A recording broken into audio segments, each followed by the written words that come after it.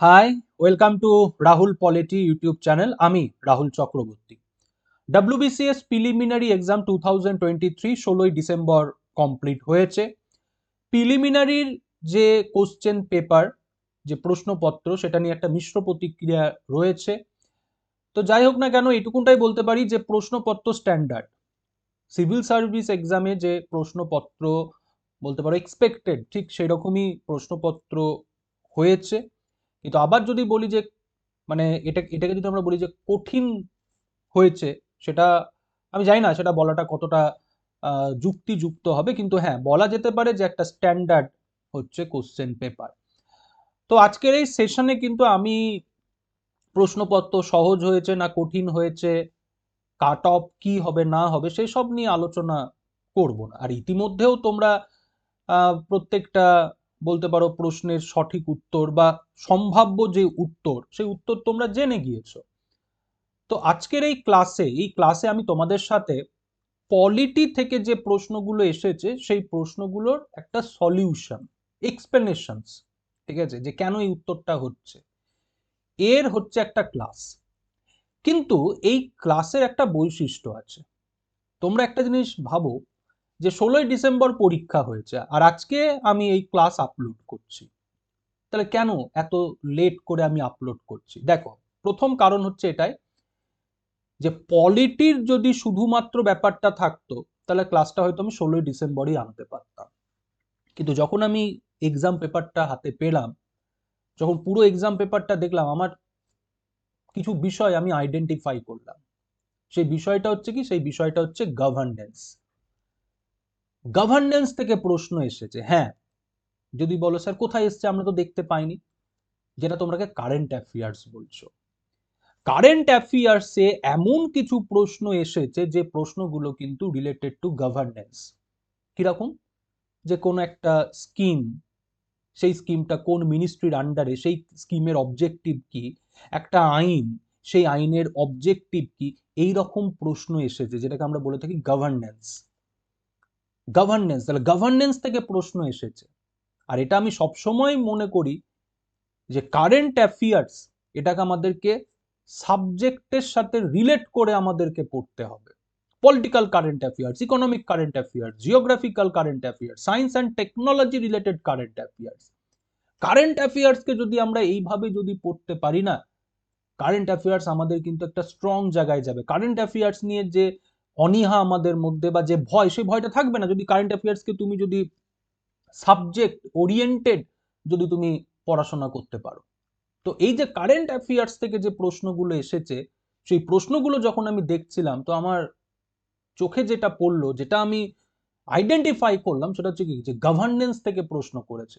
সবারই কাছে সেটা কারেন্ট অ্যাফেয়ার্স হতে পারে, বাট আমার কাছে কিন্তু সেটা গভর্নেন্স। তাই দেখলাম যে গভর্নেন্স থেকে যখন প্রশ্ন এসেছে, তাহলে সেই প্রশ্নগুলোর ব্যাখ্যা, উত্তর, সেটা দেওয়াটা আমার দায়িত্বের মধ্যে পড়ে। তার জন্য আমি তাড়াহুড়ো করলাম না। তার জন্য আমি ধীর স্থির ভাবে সেই প্রশ্নগুলোকে দেখলাম, সেই প্রশ্নগুলোকে স্টাডি করলাম। স্টাডি করে তোমাদের কাছে কি আনছি? Complete solution. আর একটা কারণ আছে যে কেন এতদিন পর ক্লাস। তার কারণটা হচ্ছে, এই কারণটা আমি একটু অন্যভাবে বলি, যদি তোমরা বুঝতে পারো বুঝে নিও। সেটা হচ্ছে এটাই যে আমাদের পাড়াতে একটা মেলা বসতো। আমাদের পাড়া একটা বিশাল বড় মাঠ আছে। তো সেই মাঠে মেলা বসতো অক্ষয় তৃতীয়া থেকে, একটা কালী পুজো, তো সেই কালী পুজোকে উদ্দেশ্য করে। তো প্রচুর ভিড় হতো সন্ধ্যেবেলার দিকে। জেদ করতাম মায়ের কাছে যে মা, মেলা নিয়ে চলো, মেলা নিয়ে চলো। মা আমাকে একটা কথা বলতো যে দেখ, নিজেদের পাড়ার মেলা, ঠিক আছে, তো এই ভিড়ের মধ্যে গিয়ে তুই কি করবি? বরঞ্চ ভিড়টা ফাঁকা হোক, আমরা রাত্রির বেলা করে যাব, তখন ভালো করে মেলা দেখতে পাবো, ভালো করে দোকান, খেলনাপাতি, খেলনা, এগুলো আমরা দেখতে পাবো। এবং তাই হতো কিন্তু। ওই 9টা 10টার দিকে যেতাম, তখন মোটামুটি হালকা, তার ফলে বেশ সময় নিয়ে ঘোরা যেত। দোকানগুলোতে অনেকক্ষণ ধরে দাঁড়িয়ে থেকে জিনিসপত্র আহ, দেখা হতো, কেনা হতো। তো তার জন্যই আমি এই দেরিটা করলাম, যে না, যে এই যে দুটো দিন, এই দুটো দিন কিছুটা হলেও তোমরা, যাই হোক না কেন, পরীক্ষা দিয়ে কিছুটা হলেও তোমরা একটা ভালো মন্দ জায়গায় থাকবে। সেখানে আমার কথাগুলো হয়তো তোমাদের কাছে পৌঁছাবে না, বা এতজন এত কথা বলছে, সেখানে আমার কথাগুলো, একটা ছোট মানুষ, ছোট ব্যক্তি, এই কথাগুলো তোমাদের কাছে পৌঁছাবে না। তাহলে এই কথা পৌঁছানোর জন্য আমি একটা দিন বেছে নিলাম, যে দিনটা মোটামুটি একটা ফাঁকা দিন, যেখানে মোটামুটি সবারই বলা হয়ে গেছে, আমিই বলছি, ঠিক আছে? তো যাই হোক, it is a part of joke. তো লেট হওয়ার কারণ একটাই, যে এই গভর্নেন্সের জায়গাটা, যে গভর্নেন্সের এই পোর্শনটাকে আমি মানে কি বলবো, মানে ওই ইগনোর করতে পারলাম না। দেখলাম যে না, এটা তো আলোচনা করতে হবে, এই বিষয়টাকে তো ইগনোর করা যায় না, ঠিক আছে? তো চলো শুরু করা যাক আলোচনা। আজকের আলোচনা WBCS প্রিলিমস 2023 পলিটি এবং গভর্নেন্স থেকে যে প্রশ্নগুলো এসেছে, সেই প্রশ্নগুলোর ডিটেল অ্যানালাইসিস। তো প্রথম যে টপিকটা দিয়ে আমি শুরু করব, সেটা আমাদের প্রত্যেকের পরিচিত এবং কাছের এবং ভালো লাগার যে টপিক, সেটা হচ্ছে পলিটি। তো পলিটির প্রথম যে প্রশ্নটা দেখে নি কি বলছে, which one of the following is not a feature of Indian federation. আশা করি প্রত্যেকেই সঠিক উত্তর দিয়ে এসেছো। সঠিক উত্তর হচ্ছে ডি। কিন্তু অনেকেই হয়তো এখানে ভাবতে পারো যে স্যার, এখানে সি তো উত্তর হবে, তাই না স্যার? একটু দেখবেন স্যার যে সি উত্তরটা হতে পারে কিনা। না, একদমই না, এখানে উত্তর ডি হবে। এই যে প্রশ্নটা, এই প্রশ্নটা দেখে না আমরা একটুখানি কনফিউজড হতে পারি। আর এই কনফিউজড হওয়ার জায়গাটা হচ্ছে কি, এই ফেডারেশন। প্রথমত কনফিউজ যে স্যার, সংবিধান থেকে তো ভারতবর্ষকে ফেডারেল বলা নেই, কিন্তু এখানে বলছে ইন্ডিয়ান ফেডারেশন, তাহলে স্যার প্রশ্নটা তো ভুল। প্রথম এটা কিন্তু স্যার, প্রশ্নটা তো ভুল, কারণ ভারতবর্ষ তো ফেডারেল নয়, সংবিধানে তো বলা নেই, আর এখানে বলছে ইন্ডিয়ান ফেডারেশন। প্রথম এটা। সেকেন্ড যে কনফিউশনটা, সেই কনফিউশনটা কোন জায়গায়? স্যার ফেডারেশন মানে আমরা যেটা বুঝি যে দুটো সরকার থাকবে, সেই দুটো সরকারের মধ্যে ক্ষমতা ভাগ করা হবে। ফেডারেশন মানে যেখানে সেন্ট্রাল যে লেজিসলেচার, সেটা কি হবে, বাইক্যামারাল, লোয়ার হাউস এবং আপার হাউস, এবং আপার হাউস রিপ্রেজেন্ট করবে হচ্ছে স্টেটকে, যেখানে স্টেটগুলোর কি থাকবে, ইকুয়াল রিপ্রেজেন্টেশন। তাহলে স্যার এগুলো তো ফেডারেশনের ফিচার্স, তাই না? এবার এই ফেডারেশনের ফিচার্সের সাথে আমরা কি করব, মেলাবো। কিরকম? There is an independent judiciary. Federal যে কনস্টিটিউশন, সেই কনস্টিটিউশনে জুডিশিয়ারি কি থাকে, ইন্ডিপেন্ডেন্ট। জুডিশিয়ারি এক্সিকিউটিভের দ্বারা নিয়ন্ত্রিত থাকে না, জুডিশিয়ারি ইন্ডিপেন্ডেন্ট। তো আমাদের সংবিধানে রয়েছে, আমাদের সংবিধানে কেন্দ্র এবং রাজ্যের মধ্যে ক্ষমতা ভাগ করা হয়েছে। এবং এই যে ফেডারেশন, এই ফেডারেশন শব্দ যে ল্যাটিন শব্দ থেকে এসেছে, যার অর্থ হচ্ছে এগ্রিমেন্ট বা কম্প্যাক্ট। তো এবার এই জায়গাতে আমাদের একটা কি রয়েছে, একটা কনফিউশন। সেটা হচ্ছে কি, যে আমরা প্রত্যেকেই জানি যে Indian union is not a result of agreement. এরকম নয় যে ভারতবর্ষের রাজ্যগুলো নিজেদের মধ্যে এগ্রিমেন্ট করে এই ইউনিয়ন কি করেছে, ফর্ম করেছে। তাহলে তো it is the result of an agreement among the federating unit, তাহলে তো এটা হবে না। আবার এটাও আমরা দেখতে পাচ্ছি যে বলছে federating unit have been given unequal representation. এটাও তো অ্যান্সার হতে পারে, কারণ ফেডারেলের ক্ষেত্রে কি বলছে, ইকুয়াল রিপ্রেজেন্টেশন। ফেডারেল ফিচার্স কি, ইকুয়াল রিপ্রেজেন্টেশন, কিন্তু ভারতবর্ষের ক্ষেত্রে আনইকুয়াল। তাহলে এবার কি হবে, সি হবে উত্তর না ডি হবে উত্তর? এখানে উত্তরটা, এখানে উত্তরটা হবে হচ্ছে ডি। এই ফেডারেশনটাকে বাদ দাও, ফেডারেশনটাকে বাদ দিয়ে এবার প্রশ্নটাকে দেখো, which one of the following is not a feature of India. এই হচ্ছে প্রশ্ন। ফেডারেশনটাকে এখানে যোগ করা হয়েছে এই প্রশ্নের ক্ষেত্রে তোমাকে কনফিউজ করার জন্য। প্রথম কনফিউশনই তোমার চলে আসবে যে ভারতবর্ষ তো ফেডারেল নয়, কিন্তু এখানে প্রশ্নে বলছে ইন্ডিয়ান ফেডারেশন। দ্বিতীয় কনফিউশন, ফেডারেশনের যে ফিচার্স, সেই ফিচার্স গুলো তুমি ভাবনা চিন্তা করবে, আর তখন তুমি দেখবে যে স্যার এটাও তো তাহলে উত্তর হচ্ছে, কারণ ফেডারেশনের ক্ষেত্রে বলছে equal representation in the upper house, কিন্তু ভারতবর্ষের ক্ষেত্রে নেই। এবার তোমাকে যে জায়গায় আসতে হবে, যে তোমাকে এইসব ভাবনা তোমাকে দূরে সরিয়ে রাখতে হবে। প্রশ্নের যে বক্তব্য, সেই বক্তব্যটা হচ্ছে আমাদের সংবিধানের কোনটা ফিচার্স নয়। তাহলে আমাদের সংবিধানে কি বলা হয়েছে, ইন্ডিপেন্ডেন্স জুডিশিয়ারির কথা বলা হয়েছে। আমাদের সংবিধান থেকে কেন্দ্র এবং রাজ্যের মধ্যে ক্ষমতা ভাগ করা হয়েছে। আমাদের সংবিধানে আমরা দেখতে পাচ্ছি কি, যে রাজ্যসভার ক্ষেত্রে প্রত্যেকটা স্টেটকে কি করা হয়েছে, আনইকুয়াল রিপ্রেজেন্টেশন, কারণ রাজ্যসভার সিট স্টেটগুলোকে অ্যালোকেট করা হয়েছে অ্যাকর্ডিং টু দেয়ার পপুলেশন। তাই কোনো রাজ্য একজনকে পাঠাচ্ছে, কোনো রাজ্য 16 জনকে পাঠাচ্ছে, তো কোনো রাজ্য 31 জনকে পাঠাচ্ছে। আমাদের সংবিধানের যেটা ফিচার্স নয় সেটা হচ্ছে কি, যে ভারতবর্ষ কোনো এগ্রিমেন্টের ফলাফল নয়। এই যে ইউনিয়ন অফ ইন্ডিয়া, এটা কোনো এগ্রিমেন্টের দ্বারা এটা ক্রিয়েটেড হয়নি, যে কতগুলো ইন্ডিপেন্ডেন্ট স্টেট তারা এগ্রিমেন্ট করে এই ইউনিয়নকে ফর্ম করেছে, তা কিন্তু নয়। তার জন্যই এখানে উত্তরটা কিন্তু হবে হচ্ছে ডি। এখানে উত্তরটা হবে কিন্তু ডি। এবং একটা কথা বলে রাখি, যে প্রশ্নগুলো এসেছে এই প্রশ্নগুলোর মধ্যে বেশ কিছু প্রশ্ন কিন্তু আমাদের খুবই পরিচিত প্রশ্ন, কখনো না কখনো এই প্রশ্ন কোথাও না কোথাও আমরা কিন্তু সলভ করেছি। এবং যখন আমরা সলভ করেছি তখন কিন্তু আমাদের এই দুটো অপশনের মধ্যেই কি হয়েছিল, আমাদের কনফিউশন হয়েছিল, অনেকে হয়তো মনে করতে পারবে। ঠিক আছে, চলে আসি পরবর্তী প্রশ্ন, কোশ্চেন নাম্বার 2। এটা তো আলাদা করে আর কোনো ব্যাখ্যা দেওয়ার প্রয়োজন নেই। ব্যাখ্যা দেওয়া মানে এই প্রশ্নকে অসম্মান করা। অ্যান্সার হবে হচ্ছে 52nd অ্যামেন্ডমেন্ট অ্যাক্ট 1985, যে অ্যামেন্ডমেন্ট অ্যাক্টের দ্বারা আমাদের সংবিধানে যুক্ত হলো অ্যান্টি ডিফেকশন প্রভিশনস। 10 শিডিউল, যেখানে কি বলা হলো, একজন নির্বাচিত সদস্য যে রাজনৈতিক দল থেকে নির্বাচিত হয়েছে, সেই রাজনৈতিক দল থেকে রিজাইন করে যদি নতুন কোনো পলিটিক্যাল পার্টিতে যোগদান করে, তাহলে তার সদস্য পদ কি হবে, বাতিল হবে। অ্যান্টি ডিফেকশন দলত্যাগ বিরোধী আইন ভারতবর্ষের সংবিধানে যুক্ত হচ্ছে 52nd অ্যামেন্ডমেন্ট অ্যাক্ট 1985 এর দ্বারা। 10 শিডিউল, যখন আমাদের দেশের প্রধানমন্ত্রী হচ্ছে শ্রী রাজীব গান্ধী। ওকে, চলে আসি 3 নম্বর প্রশ্ন। 3 নম্বর প্রশ্ন, মেম্বার অফ কনস্টিটিউয়েন্ট অ্যাসেম্বলি, খুব ভালো প্রশ্ন এবং ম্যাক্সিমাম প্রশ্ন কিন্তু আমার খুব পরিচিত প্রশ্ন, এইটুকুনটা বলতে পারি। আমার না, আমার মতো এরকম অনেকের পরিচিত প্রশ্ন। ঠিক আছে, পরিচিত প্রশ্ন কিনা একটুখানি কমেন্ট করে জানিও যে হ্যাঁ স্যার প্রশ্নগুলো পরিচিত, কখনো কখনো এই প্রশ্ন পেয়েছি আমরা। ওকে, আচ্ছা, members of constituent assembly. Constituent assembly formed হচ্ছে 1946 এ। ক্যাবিনেট মিশন কি রেকমেন্ড করলো, যে প্রভিন্স থেকে যেরকম প্রতিনিধি আসবে সেরকম প্রিন্সলি স্টেট থেকেও প্রতিনিধি আসবে। প্রভিন্স থেকে যারা প্রতিনিধি তারা কি হবে, ইলেক্টেড হবে, কিন্তু প্রিন্সলি স্টেট থেকে প্রতিনিধিরা কি হবে, নমিনেটেড হবে।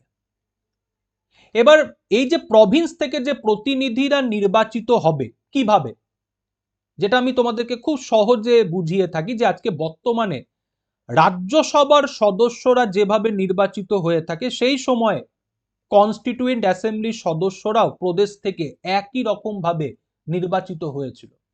আজকে আমরা কি দেখতে পাচ্ছি, যে একটা রাজ্যের বিধানসভার যারা সদস্য, যারা এমএলএ, তারা কি করছে, ভোট দিয়ে রাজ্যসভার সদস্যদেরকে নির্বাচিত করছে।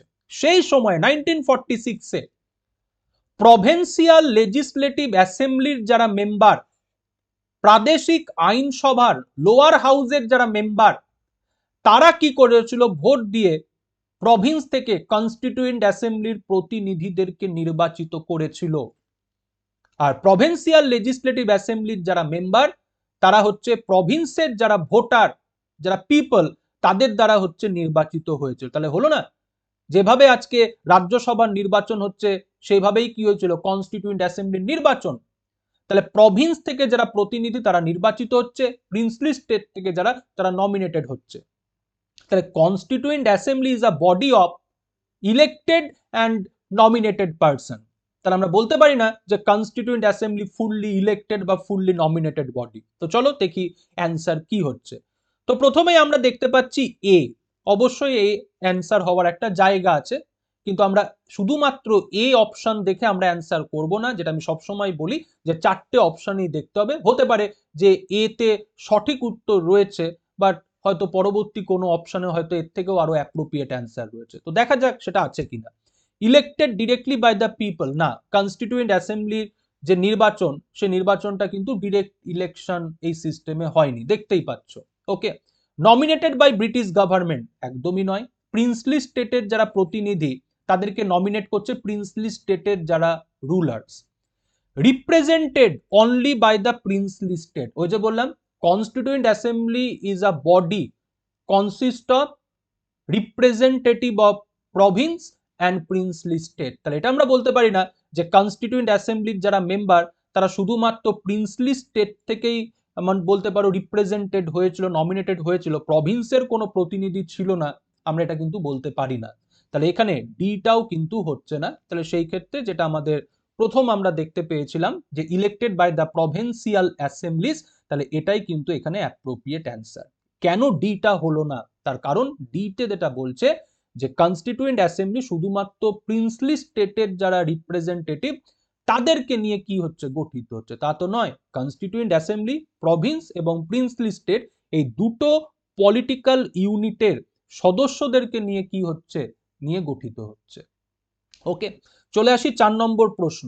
কি বলছে? Political justice, the term political justice is mentioned in Indian constitution under which of this. প্রশ্নে কিন্তু তোমাকে জিজ্ঞাসা করেনি যে what is the meaning of political justice. প্রশ্নে যেটা তোমাকে করা হয়েছে, প্রশ্ন যেটা তোমাকে করা হয়েছে যে পলিটিক্যাল জাস্টিস এই টার্মটার উল্লেখ আমাদের সংবিধানে কোথায় আছে। চোখ বন্ধ করে বলতে পারি স্যার প্রিয়াম্বলে তো আছে, এটা নিয়ে কোনো দ্বিমত নেই। এবার আমাকে ভাবতে হবে যে ফান্ডামেন্টাল রাইটসে আছে নাকি directive principle of state policy. তো এখানে আমি একটুখানি ব্যাখ্যা দিই। ফান্ডামেন্টাল রাইটসের যদি আমরা বলি অবজেক্টিভ কি, what is the aim of fundamental right, কেন ফান্ডামেন্টাল রাইট আমাদের সংবিধানে আমরা অ্যাডপ্ট করেছি, তার কারণ হচ্ছে to ensure political democracy. Political democracy মানে যদি তোমরা এটা ভাবো যে ভোটে দাঁড়ানো, ভোট দেওয়ার অধিকার, তাহলে কোথাও গিয়ে আমাদের সেই ভাবনা চিন্তাটা ভুল।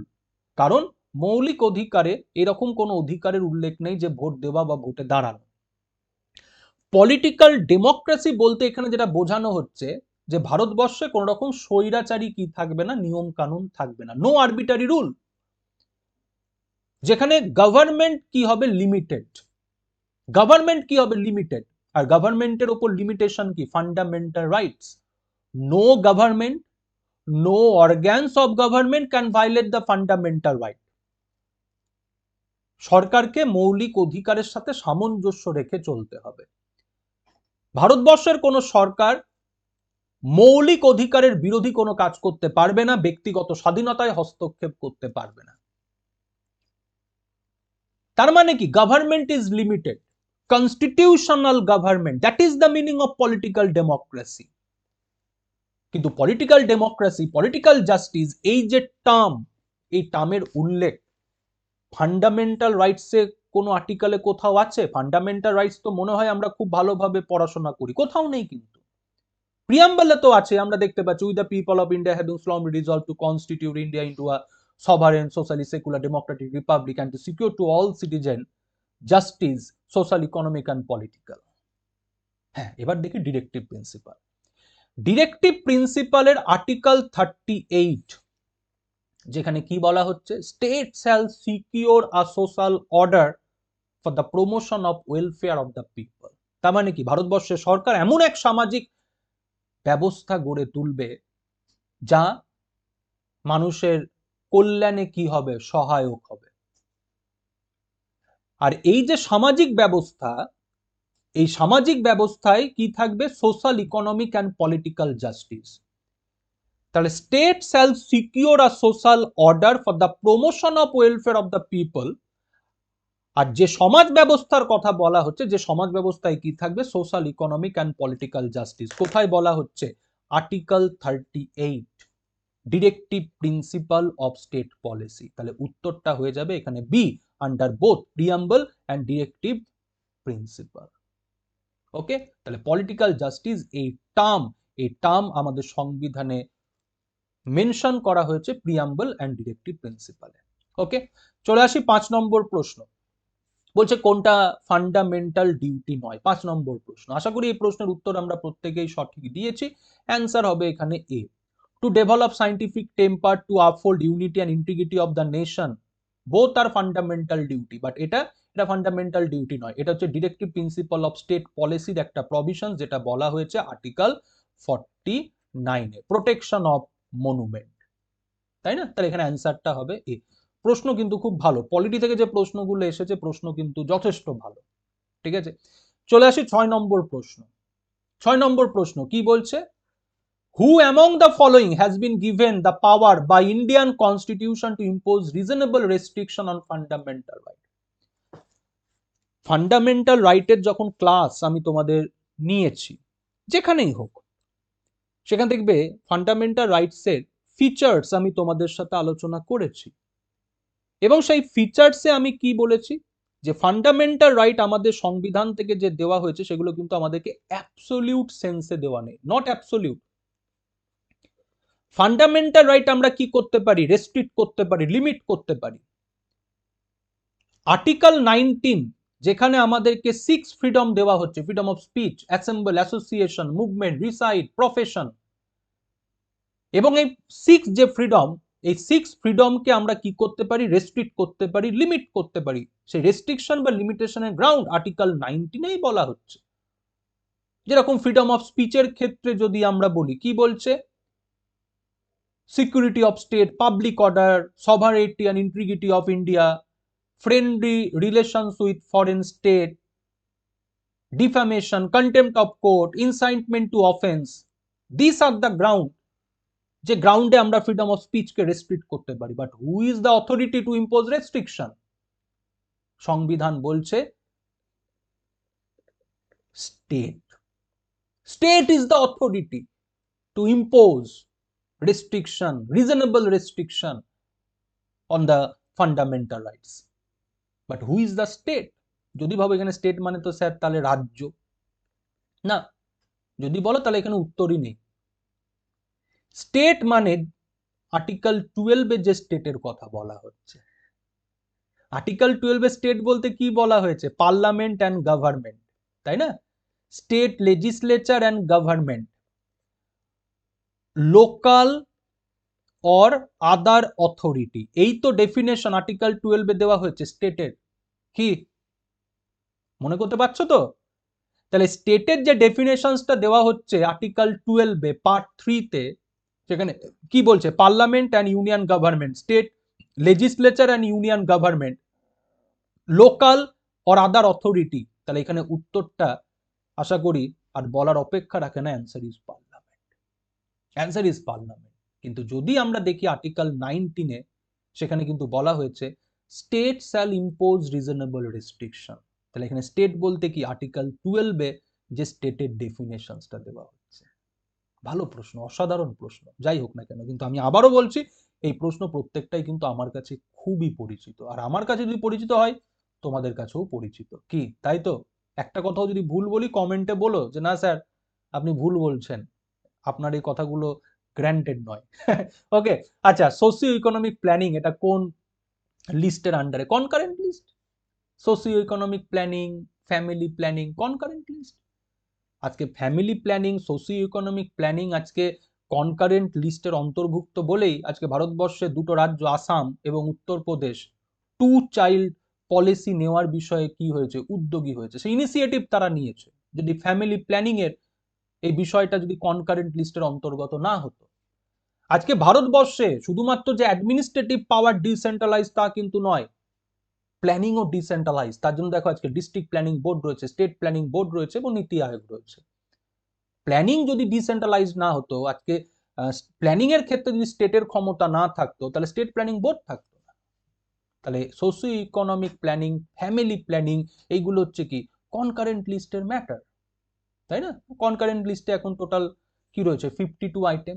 যে 52 আইটেমের ওপর পার্লামেন্ট অ্যান্ড স্টেট উভয়কেই কি করা হয়েছে, ক্ষমতা দেওয়া হয়েছে, তাই না? খুব ভালো প্রশ্ন। চলো চলে আসি 8 নম্বর প্রশ্ন। এই যে ফান্ডগুলো পড়েছি তো আমরা, পড়িনি বলো? কতবার এই ফান্ডগুলো বলেছি যে এই ফান্ড থেকে এই স্যালারি পাচ্ছে, ঠিক আছে? তো এই ফান্ডগুলোর সোর্স অফ ইনকাম কি? তো সব থেকে গুরুত্বপূর্ণ যদি আমরা বলি, that is consolidated fund. Public account fund, consolidated fund discussed হয়েছে আর্টিকেল 266-এ, আর কন্টিনজেন্সি ফান্ড হচ্ছে 267। আর্টিকেল যদি ভুলভাল বলি বলবে, কারণ আর্টিকেল আমার এখন আজকাল মনে থাকে না, জানো তো, বয়স হচ্ছে তো, তাই নাম্বার এলোমেলো হয়ে যাচ্ছে, সংখ্যা এলোমেলো হয়ে যাচ্ছে। কনসোলিডেটেড ফান্ড, তো কনসোলিডেটেড ফান্ডের সোর্স অফ ইনকাম কি? খুব সহজে যদি বলি, tax and non tax revenue.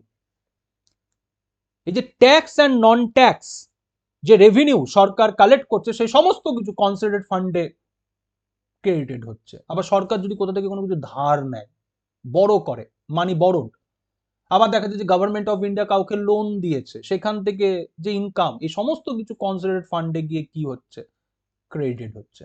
তাহলে যে tax, non tax, borrowing, receipt from loan, এই সমস্ত কিছু পাবলিক মানি, যেগুলো কি হচ্ছে কনসোলিডেটেড ফান্ডে গিয়ে জমা হচ্ছে।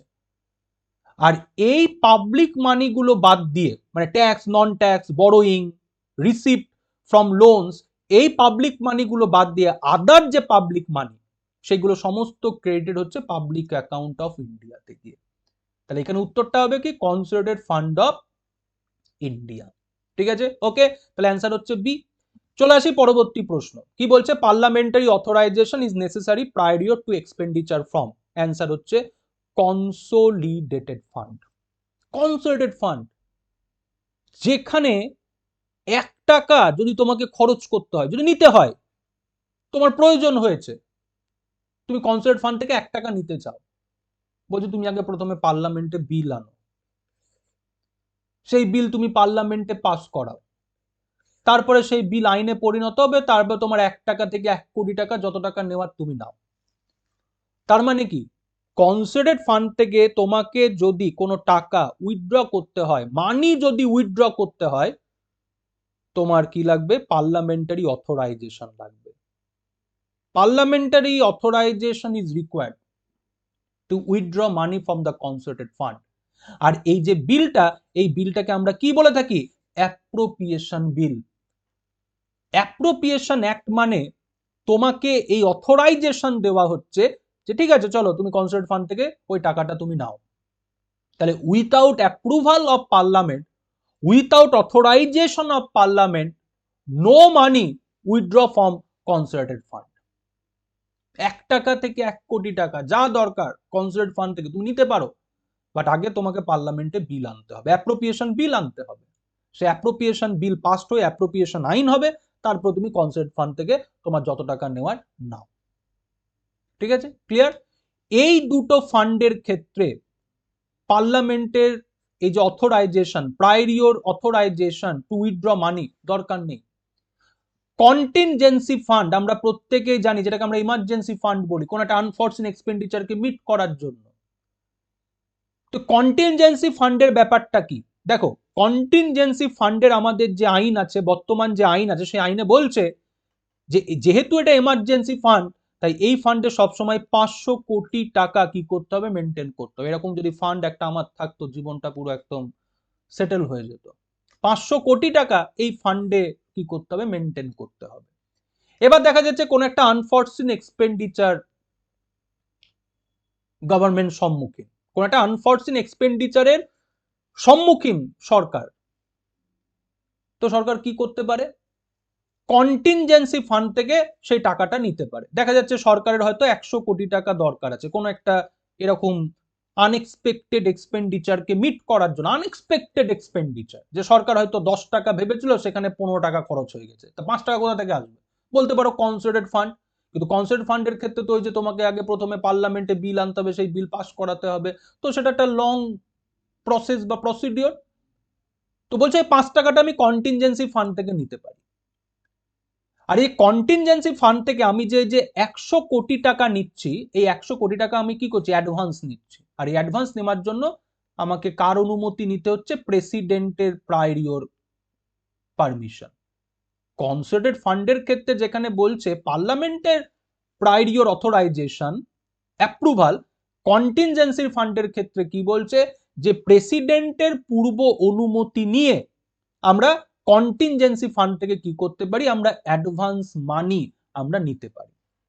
তো 100 কোটি টাকা দরকার, আমি 100 কোটি টাকা কন্টিনজেন্সি ফান্ড থেকে নিয়ে সেই আনএক্সপেক্টেড যে এক্সপেন্ডিচার, সেই এক্সপেন্ডিচারটাকে আমি কি করলাম, আমি সলভ করলাম, মিট করলাম। কিন্তু প্রবলেমটা কোথায়, এখানে হয়ে গেল 400 কোটি টাকা। আইন কি বলছে, 500 কোটি টাকা। যেরকম ধরো আমাদের ব্যাংকের ক্ষেত্রে বলে না যে 1000 টাকা রাখতেই হবে, নাহলে ফাইন হবে, ঠিক ওরকম ব্যাপার। কিন্তু এবার এই 100 কোটি টাকা এখানে কোথা থেকে আসবে, এখানে তো আমাকে 100 কোটি টাকা জমা করতে হবে, কোথা থেকে আসবে, কোথা থেকে আসবে ভালো করে বুঝবে। কম বেশি আমাদের মেডিকেল ইন্স্যুরেন্স প্রত্যেকের আছে, মেডিকেল ইন্স্যুরেন্স বলো বা যাদের আমাদের বাইক আছে বাইক ইন্স্যুরেন্স থাকে। এবার এই ইন্স্যুরেন্স কোম্পানি দুইভাবে তোমাকে কি করতে পারে, সাপোর্ট করতে পারে। একটা হচ্ছে কি ক্যাশলেস, আর একটা হচ্ছে কি যে তুমি তোমার সেভিং বা পকেটের টাকা দিয়ে তুমি তোমার গাড়ি সারিয়ে নাও, তারপরে সেই টাকা আমি তোমাকে দিয়ে দেবো। তখন কি করতে হয়, দেখা যাচ্ছে হয়তো আমার গাড়ির কোনো একটা অসুবিধা হয়েছে, আমাকে সেটা সারাতে হয়েছে, সেই সারানোর জন্য হয়তো দেখা যাচ্ছে আমার 50,000 টাকা খরচ হয়েছে, তখন আমি 50,000 টাকার বিল কি করলাম, আমার ইন্স্যুরেন্স কোম্পানিকে দিলাম, সেই ইন্স্যুরেন্স কোম্পানি 50,000 টাকা কি করলো, আমার অ্যাকাউন্টে হচ্ছে জমা করে দিল। তার মানে কি আমি আগে প্রথমে টাকাটা খরচ করেছি আমার সেভিংস থেকে, তাই তো, তারপরে কি হয়েছে, ইন্স্যুরেন্স কোম্পানি আমাকে সেই 50,000 টাকা দিয়েছে। এটাকে আমরা কি বলি, রিইম্বার্সমেন্ট। কন্টিনজেন্সি ফান্ডের ব্যাপারটা কিন্তু ঠিক একই রকম। এই যে 100 কোটি টাকা আমি খরচ করেছি, এই 100 কোটি টাকা এখানে ক্রেডিটেড হবে ফ্রম কনসোলিডেটেড ফান্ড। আর কনসোলিডেটেড ফান্ড থেকে টাকা খরচের জন্য এই যে অ্যাপ্রোপ্রিয়েশন বিল। তাহলে ভাবো ওই যে আনএক্সপেক্টেড যে এক্সপেন্ডিচার, সেই এক্সপেন্ডিচারটাকে কিন্তু আমি কি করলাম, সলভ করলাম, মিট করলাম। এবার এইখান থেকে আমি যে টাকাটা খরচ করলাম, সেই টাকাটা এবার আসছে কোথা থেকে, কনসোলিডেটেড ফান্ড। আর কনসোলিডেটেড ফান্ড থেকে টাকা খরচের যে নিয়ম, সেই নিয়ম অনুযায়ী কি হবে, সেটা অ্যাপ্রুভড হবে। তাই কন্টিনজেন্সি ফান্ডের যে ব্যাপারটা, সেই ব্যাপারটা অনেকটা বলতে পারো ওই রিইম্বার্সমেন্ট। যে টাকাটা আমি খরচ করছি সেই টাকাটা কনসোলিডেটেড ফান্ড থেকে চলে আসছে। ঠিক আছে, ক্লিয়ার? তাহলে এখানে যে অ্যান্সারটা, parliamentary authorization is necessary prior to expenditure from, answer হচ্ছে কনসোলিডেটেড ফান্ড অফ ইন্ডিয়া। ঠিক আছে, চলে আসি 10 নম্বর প্রশ্ন। 10 নম্বর প্রশ্নের উত্তর হবে হচ্ছে D, article 24। Child exploitation directly আমাদের সংবিধানে কোথায় প্রহিবিট করা হয়েছে, অ্যান্সার হচ্ছে 24, যেখানে কি বলছে 14 বছরের নিচে কোনো ভারতীয় শিশুকে আমরা কোনো রকম কোনো কাজে নিযুক্ত করতে পারবো না, ফ্যাক্টরি, মাইন বা জীবনের ঝুঁকি রয়েছে এরকম কোনো কাজ। আর্টিকেল 24 যেখানে সিম্পলি চাইল্ড এমপ্লয়মেন্টকে কি করা হচ্ছে, প্রহিবিট করা হচ্ছে, চাইল্ড এক্সপ্লয়টেশন, আর্টিকেল 24। চলে আসি next question. Public service commission ভারতবর্ষে এস্টাবলিশড হচ্ছে প্রথম কোন আইনের দ্বারা? তো প্রথমে আমাদের দেখতে হবে যে পাবলিক সার্ভিস কমিশন ভারতবর্ষে গঠিত হচ্ছে কবে, 1926-এ। 1926-এর কাছাকাছি যদি আমরা আইন বলি, সেখানে 1935 প্রথমেই বাদ, তাহলে হতে পারে 1982, হতে পারে 1909, হতে পারে 1919। এবার আরেকটু পিছনে যাই, এই যে 1926-এ যে পাবলিক সার্ভিস কমিশন গঠিত হচ্ছে, এই পাবলিক সার্ভিস কমিশন গঠনের জন্য লি কমিশন কি করেছিল, রেকমেন্ড করেছিল 1924-এ। তাহলে আরেকটু পিছলাম 1924, এবং 1924-এর কাছাকাছি যদি আমরা আইন দেখি তাহলে হচ্ছে অ্যান্সার হচ্ছে সি, তাই তো? না, এইভাবে অ্যান্সার করা যেতে পারে না, যদি তোমার জানা থাকে তবেই অ্যান্সার হতে পারে। এরকম নয় যে 1924 সালে লি কমিশন হচ্ছে, 1926-এ এই কমিশন গঠিত হচ্ছে, তাই কাছাকাছি আইন 1919 মানে এটাই হবে উত্তর, তা কিন্তু নয়, এটা আমি জাস্ট এমনি বললাম। তো government of India act 1919 Montagu Chelmsford reforms, এই আইনেই বলা ছিল যে ভারতবর্ষে কি করতে হবে, একটা স্ট্যাটিউটরি পাবলিক সার্ভিস কমিশন গঠন করতে হবে। লি কমিশন তার রেকমেন্ডেশনে যে প্রস্তাবটা করলো, সেই প্রস্তাবটা হচ্ছে এটাই যে গভর্নমেন্ট অফ ইন্ডিয়া অ্যাক্ট 1919-এ যে স্ট্যাটিউটরি পাবলিক সার্ভিস কমিশন গঠনের কথা বলা হয়েছে, ইমিডিয়েট উইথাউট এনি ডিলে এই কমিশন কি করতে হবে, গঠন করতে হবে। তো লি কমিশনের recommendation, government of India act 1919-এর প্রভিশনস অনুযায়ী 1926-এ ভারতবর্ষে কি হচ্ছে, পাবলিক সার্ভিস কমিশন গঠিত হচ্ছে। এই পাবলিক সার্ভিস কমিশন যেটা 1926-এ গঠন হলো, এটা পরবর্তীকালে কি হলো, federal public service commission 1935 government of India act অনুযায়ী গঠিত হলো 1937-এ।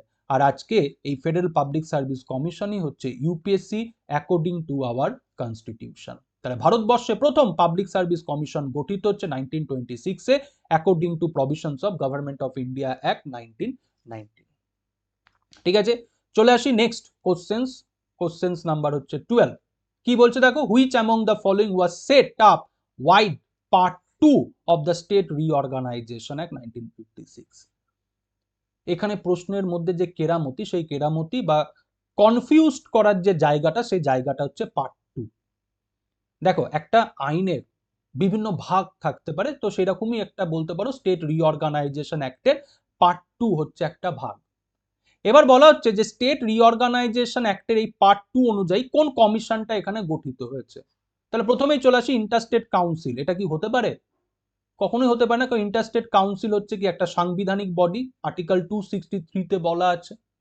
ল্যাঙ্গুয়েজ কমিশন যদি বলি, এটাও আমাদের সংবিধানে বলা আছে আর্টিকেল 344 এ, যেখানে কি বলছে প্রেসিডেন্ট কি করবে, ল্যাঙ্গুয়েজ কমিশন গঠন করবে, তাই না? সরকারিয়া কমিশন, সেন্টার স্টেট রিলেশনের ওপর এই কমিশন কি হয়েছিল 1983 তে গভর্নমেন্ট অফ ইন্ডিয়া গঠন করেছিল। তো সরকারিয়া কমিশন কোনো স্ট্যাটিউটরি কমিশন নয়, আর এই কমিশন গঠিত হচ্ছে কবে 1983 তে, আর এখানে আইনটা বলছে 1956। তাহলে এখানে উত্তরটা হচ্ছে জোনাল কাউন্সিল। আমরা প্রত্যেকেই জানি যে স্টেট রিঅর্গানাইজেশন অ্যাক্টের মাধ্যমে ভারতবর্ষে কি হলো, 5টা জোনাল কাউন্সিল গঠিত হলো। জোনাল কাউন্সিল হচ্ছে একটা স্ট্যাটিউটরি বডি, কিন্তু যেহেতু এখানে পার্ট 2টা যুক্ত করা আছে, আমরা হয়তো একটু কনফিউজড হয়ে যেতে পারি যে পার্ট 2তে জোনাল কাউন্সিলই বলা আছে কিনা। পার্ট 2তে জোনাল কাউন্সিল বলা আছে কি নেই এটা নিয়ে আমরা কনফিউজড হতে পারি, বাট এই 3টে কমিশন যে বলা নেই এটা তো আমরা কনফার্ম। তাহলে সেই ক্ষেত্রে অবশ্যই এখানে উত্তর কি হবে, জোনাল কাউন্সিল, তাই না? চলে আসি 13 নম্বর প্রশ্ন। কি বলছে, which of the following state in India is exempted from the reservations of scheduled caste in panchayati raj institution? Answer হচ্ছে অরুণাচল প্রদেশ। পঞ্চায়েত নির্বাচনের ক্ষেত্রে এসসি এসটি এবং এসসি এসটি এবং উইমেনদের জন্য কি থাকবে, সিট রিজার্ভ থাকবে, সাংবিধানিক বলতে পারো বাধ্যবাধকতা, নিয়ম। কিন্তু অরুণাচল প্রদেশকে কি করা হলো, এই নিয়মের থেকে বাদ রাখা হলো, যেখানে বলা হলো যে অরুণাচল প্রদেশে এসসিদের জন্য সিট রিজার্ভ থাকবে না, এবং এই এক্সেপশন রাখা হলো আমাদের সংবিধানে 83rd অ্যামেন্ডমেন্ট অ্যাক্টের দ্বারা। বাট কেন?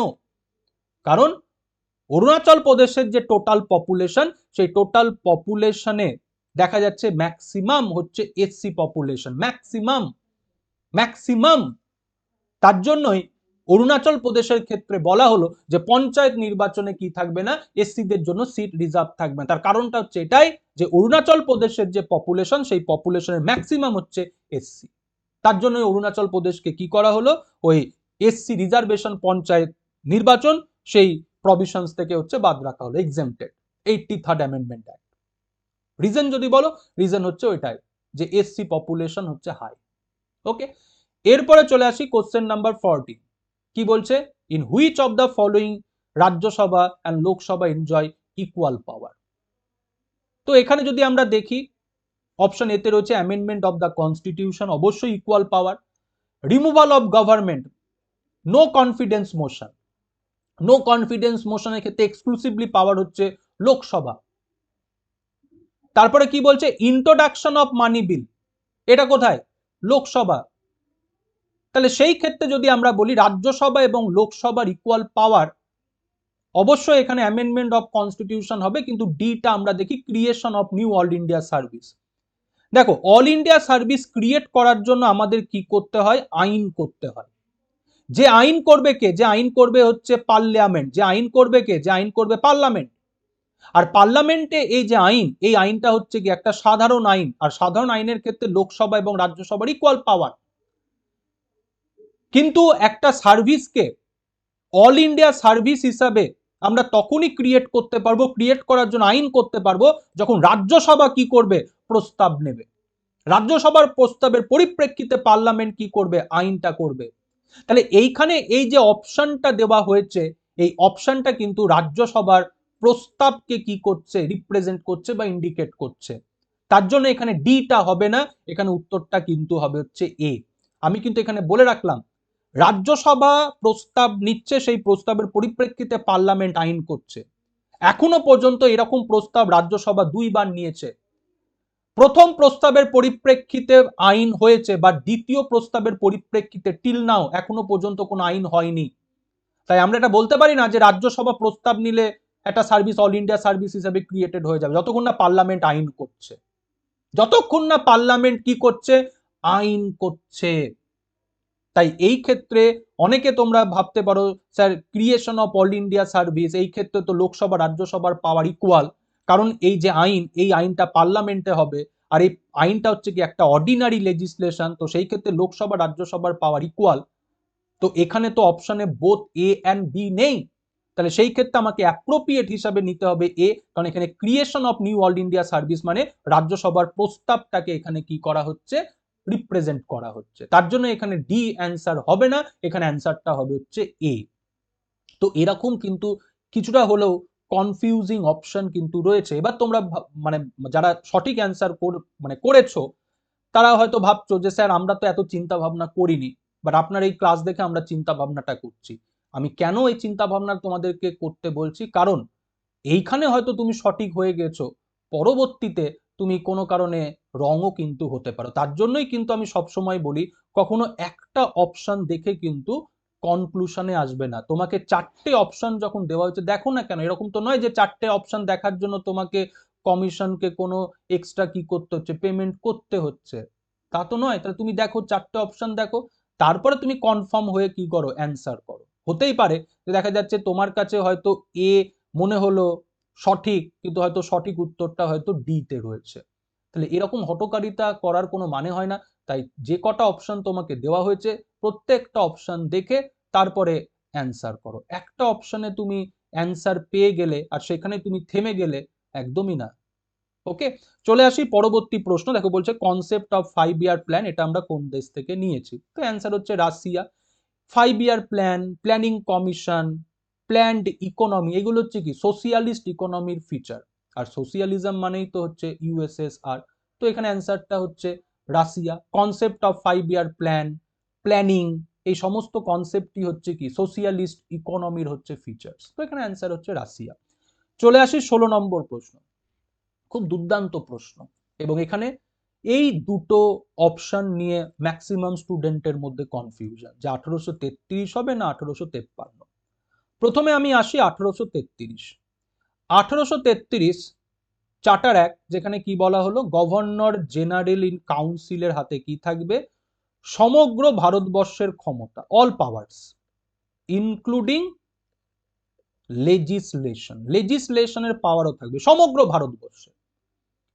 এবং বলা হলো গভর্নর জেনারেল ইন কাউন্সিলে একজন ল মেম্বারকে কি করা হলো, অ্যাপয়েন্ট করা হলো। কিন্তু এই ল মেম্বারের যে সদস্য পদ সেটা কি হবে, টেম্পোরারি। মানে গভর্নর জেনারেল ইন কাউন্সিল যখন লেজিসলেটিভ পারপাসে যখন মিট করবে, তখন এই ল মেম্বার কি করবে, এই মিটিং এ হচ্ছে অংশগ্রহণ করবে, অন্যান্য ক্ষেত্রে পারবে না। এরপরে আমরা কি দেখতে পাচ্ছি, 1853 চার্টার অ্যাক্ট।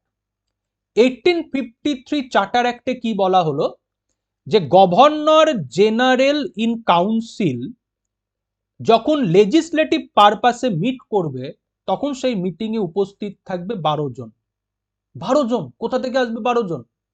তো বলা হলো এই 12 জনের মধ্যে 6 জন থাকবে হচ্ছে লেজিসলেটিভ কাউন্সিলর, আর 6 জন থাকবে হচ্ছে এক্সিকিউটিভ। 6 জন লেজিসলেটিভ কাউন্সিলর কারা? লেজিসলেটিভ কাউন্সিলর একজন হচ্ছে সুপ্রিম কোর্ট অফ ক্যালকাটার প্রধান বিচারপতি, সুপ্রিম কোর্ট অফ ক্যালকাটার একজন জাজ, এবং 4 জন রিপ্রেজেন্টেটিভ 4টে প্রভিন্স থেকে, লেজিসলেটিভ কাউন্সিলর। আর 6 জন কারা? Governor general, commander and chief, এবং 4 জন এক্সিকিউটিভ কাউন্সিলর। তাহলে এই যে গভর্নর জেনারেল ইন কাউন্সিল যখন লেজিসলেটিভ পারপাসে মিট করছে, তখন 12 জন কি করছে, এই মিটিং এ পার্টিসিপেট করছে। আর এটাকেই তখন আমরা কি বলছি, ভারতবর্ষের মিনি পার্লামেন্ট। কারণ 1853 চার্টার অ্যাক্টে ভারতবর্ষে প্রথম কি হলো, লেজিসলেটিভ এবং এক্সিকিউটিভ এই ফাংশন হচ্ছে সেপারেটেড হলো, যেখানে আমরা দেখতে পাচ্ছি লেজিসলেটিভ পারপাসে 6 জন কি করা হলো, লেজিসলেটিভ কাউন্সিলরকে অ্যাপয়েন্ট করা হলো। আর এই 6 জনের বডিটাকে আমরা তখন কি বলছি, ভারতবর্ষের হচ্ছে মিনি পার্লামেন্ট। তাই এখানে অ্যান্সার 1833 হবে না, এখানে অ্যান্সার হচ্ছে সি। ঠিক আছে, তো এই হচ্ছে অ্যান্সার, এই হচ্ছে তোমার সলিউশন এক্সপ্লেনেশন। কিন্তু আলটিমেটলি দেখা যাক পিএসসি কি অ্যান্সার কি পাবলিশ করছে। কিন্তু হ্যাঁ, অবশ্যই পিএসসির অ্যান্সার কি এর সাথে যদি কোথাও অমিল হয়, তো সেখানে আমাদের কমপ্লেন করার, চ্যালেঞ্জ করার তো জায়গা থাকে, পিএসসি তো দেয়। কিন্তু অবশ্যই আমার যা পড়াশোনা, আমার যা নলেজ, সেই নলেজে যে ব্যাখ্যাগুলো আমি দিলাম সেই ব্যাখ্যার ক্ষেত্রে বলতে পারো আমি 100% বলতে পারো কনফিডেন্ট। ঠিক আছে, ওকে। তো পলিটি থেকে 16টা প্রশ্ন। এবার যেটা নতুন বিষয়, যেটা আমি কারেন্ট অ্যাফেয়ার্স দেখতে গিয়ে আমার চোখে পড়লো, যেটা হচ্ছে গভর্নেন্স। তোমরা বলছো গভর্নেন্স ব্যাপারটা কি? প্রশ্নগুলো দেখলেই বুঝতে পারবে যে কেন আমি এগুলোকে গভর্নেন্স বলছি। দেখো প্রথম যে প্রশ্নটা কি বলছে, which state union territory has launch 15 point winter action plan to control air pollution. আমরা প্রত্যেকেই জানি যে ভারতবর্ষের এই মুহূর্তে যে রাজ্য বা যে কেন্দ্রশাসিত অঞ্চল এয়ার পলিউশনের সব থেকে বড় বলতে পারো ক্ষতিগ্রস্ত বা শিকার, সেটা হচ্ছে গিয়ে তোমার নিউ দিল্লি। এবং উইন্টারে এই পলিউশন, যেটাকে আমরা বলে থাকি স্মোক, সেটা কিন্তু আরো মারাত্মক হয়ে ওঠে। তো এই স্মোক যাতে আটকানো যায় তার জন্য দিল্লি সরকার কি করেছে, পদক্ষেপ নিয়েছে, যেটাকে আমরা বলছি 15 point winter action plan. Governance মানে হচ্ছে এই ব্যাপারগুলো, যে ধরো একটা স্কিম, একটা প্রকল্প, এটা কোন সরকার নিয়েছে, কোন মিনিস্ট্রি নিয়েছে, এর এম কি, এর অবজেক্টিভ কি। তোমরা বলবে স্যার এইগুলো তো আমরা আগেও কারেন্ট অ্যাফেয়ার্স এর ক্ষেত্রে পড়েছি। ওই যে বললাম যে কারেন্ট অ্যাফেয়ার্স মানে কিন্তু ব্যাপারটা নয়, কারেন্ট অ্যাফেয়ার্স তো সেটা কোনো একটা সাবজেক্টের সাথে রিলেটেড। তাহলে এই যে বলতে পারি 15 পয়েন্ট উইন্টার অ্যাকশন প্ল্যান, এটা গভর্নেন্সের সাথে রিলেটেড। এটাকে তুমি সায়েন্স অ্যান্ড টেকনোলজির সাথেও রিলেট করতে পারো, এয়ার পলিউশন, তাই না? এটাকে তুমি বায়োলজির সাথেও রিলেট করতে পারো। তাহলে এই যে এয়ার পলিউশন, এই যে ব্যাপারটা, এটা তো একটা সাবজেক্ট। তাহলে এই সাবজেক্টটাকে তোমাকে ভাবতে হবে যে এটাকে আমি কোন টপিকের সাথে রিলেট করতে পারবো, বায়োলজি, জিওগ্রাফি, ইকোনমিক্স, পলিটি, নাকি সায়েন্স অ্যান্ড টেকনোলজি। তো যাই হোক, এটা হচ্ছে গভর্নেন্সের হচ্ছে প্রশ্ন। 15 পয়েন্ট উইন্টার অ্যাকশন প্ল্যান এটা নিচ্ছে হচ্ছে দিল্লি গভর্নমেন্ট। আমরা প্রত্যেকেই জানি যে ভারতবর্ষে দিল্লি সব থেকে ক্ষতিগ্রস্ত বলতে পারো এয়ার পলিউশন। ওখানে এয়ার কোয়ালিটি এত বলতে পারো খারাপ, যেখানে সরকারকে কি করতে হচ্ছে, পদক্ষেপ নিতে হচ্ছে, তাই না? চলো নেক্সট এবার চলে আসি, what is the aim of Jan বিশ্বাস bill which was recently tabled in Lok Sabha. বুঝতে পারছো তো কেন বলছি গভর্নেন্স? বলছে এই আইনটার উদ্দেশ্য কি, জন বিশ্বাস বিল। তো চলো আমরা অ্যান্সারে আসছি, কিন্তু তার আগে জন বিশ্বাস অ্যামেন্ডমেন্ট বিল এটা একটুখানি আমরা জেনে নিই। দেখো কি বলছে, জন বিশ্বাস amendment provisions bill 2023, a total of 183 provisions are being proposed to decriminalized in 42 central act। 42টা কেন্দ্রীয় আইন, যে কেন্দ্রীয় আইনে 183টা বলতে পারো এরকম বিষয়, যে বিষয়কে কি করা হচ্ছে, ডিক্রিমিনালাইজড করা হচ্ছে। মানে বলতে পারো যে বেশ কিছু মাইনর অফেন্স, যেগুলোকে ক্রিমিনাল অফেন্স বলা ছিল, সেইগুলোকে কি করা হচ্ছে, চেঞ্জ করা হচ্ছে। ওকে, জন বিশ্বাস অ্যামেন্ডমেন্ট প্রভিশনস বিল 2022 amend 42 laws across multiple sector, agriculture, environment, media, publication। এই যে 42 যে সেন্ট্রাল অ্যাক্ট, এই 42 সেন্ট্রাল অ্যাক্ট বলতে পারো বিভিন্ন বিষয়ের উপর, এগ্রিকালচার রয়েছে, এনভায়রনমেন্ট রয়েছে, মিডিয়া রয়েছে, publication. Fine and penalties of certain offences in specified act are being increased. কিছু বলতে পারো এরকম অফেন্স, যে অফেন্সের ক্ষেত্রে ফাইন এবং পেনাল্টিকে কি করা হয়েছে, ইনক্রিজ করা হয়েছে, প্রস্তাব করা হয়েছে। এবং সেখানে বলা হয়েছে যে এই ফাইনগুলো কি হবে, প্রত্যেক 3 বছর অন্তর 10% করে ইনক্রিজড হবে। কিন্তু মেন অবজেক্টিভ যদি আমরা বলি এই বিলের, সেই অবজেক্টিভটা কি, ডিক্রিমিনালাইজ minor offenses that do not involve any harm to the public interest or national security and replace them with civil penalties।